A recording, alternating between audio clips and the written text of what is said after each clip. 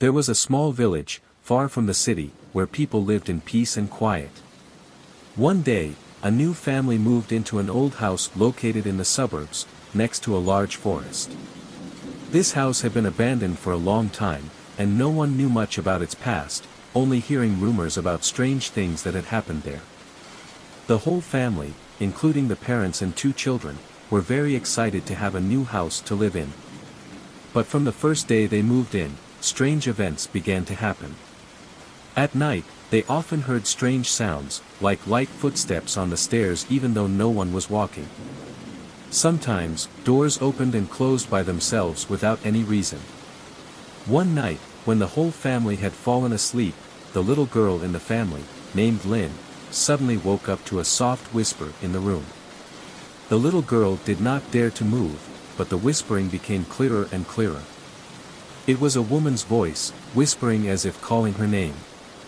Lynn tiptoed out of bed, looked out the window, where a shadowy figure stood looking in. She was startled, but couldn't move. The figure stood still, motionless, then suddenly disappeared. Lynn rushed into her parents' room, but they didn't hear anything strange. They just thought she was dreaming it.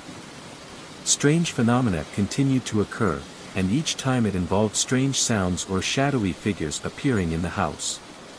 However, the family didn't know that this house used to be the residence of a rich woman who had mysteriously disappeared many years ago. It seemed that her spirit was still lurking somewhere, unable to leave this house. One day, while Lynn was playing in the garden, she discovered a small box under the old tree, next to the house. When she opened the box, she saw an old photo of the woman she had seen in her dream. Looking into the eyes in the photo, she felt a strange uneasiness. She ran into the house and told her parents. After that, they decided to leave the house, because they felt a strange presence always following them. From then on, the house returned to its quietness, but perhaps the spirit of that woman had not found peace, and still existed in that old house, waiting for those who were brave enough to enter. Midnight. Hey everyone, I'm Storyteller. I know you're using this video to relax or fall asleep, so be sure to like and subscribe. What time are you watching? Leave a comment below. Now, chill. 020. I used to rent a small house in the suburbs.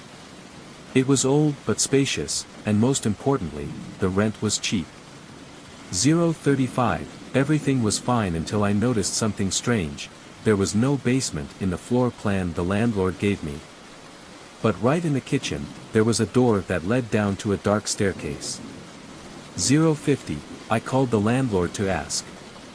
He was silent for a moment, then said in a strange voice, "Just don't go down there." 105. I asked why, but he just repeated the same thing and hung up. 115. Of course, that only made me more curious. 125. The next night, as I slept, I heard a sound coming from underneath the floor. A soft, steady tapping. 140. I sat up. It sounded like someone was tapping on the basement door from below. 150. I slowly walked to the kitchen, stood in front of the basement door, and listened. 205. This time, there was no tapping. Just silence, too much. 215. I went back to bed, trying to convince myself that it was just the old plumbing. 230. But on the third night, things got even stranger. 240. I was awakened by another noise, footsteps, right under the floor. 255. I froze. No way. There was no one in that basement, right? 310. The next morning, I decided to check it out. 320. I opened the basement door. An old wooden staircase led down into darkness. 335. I turned on my flashlight and slowly walked down. The space down there was damp, the concrete walls bare and nothing but dust. 350. But then I saw it. For a clock on the opposite wall was another door. An old wooden door with a rusty lock. 410. I didn't remember seeing it from above. It was like it had just appeared. 425. I walked closer. Something wasn't right. 435. when I reached for the lock. I heard breathing. 4:45, not mine. 4:50, from behind the door. 4:55, then a hoarse voice whispered. 5 o'clock, don't open it.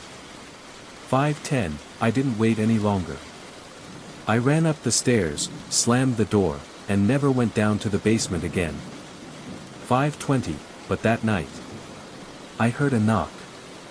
5:30, this time, it came from right behind the kitchen door.